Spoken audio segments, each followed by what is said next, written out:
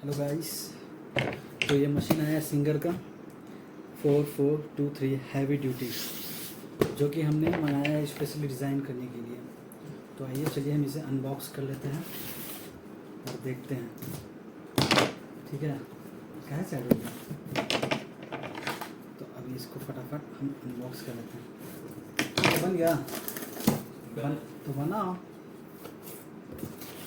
तो अनबॉक्स देखिए हो रहा है। इसको नीचे से निकाल लेते हैं मशीन।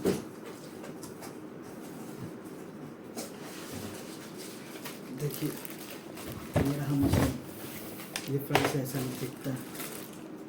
तो इसका आपको और आगे वीडियो देखना है, स्टिचिंग कैसे कैसे होगी।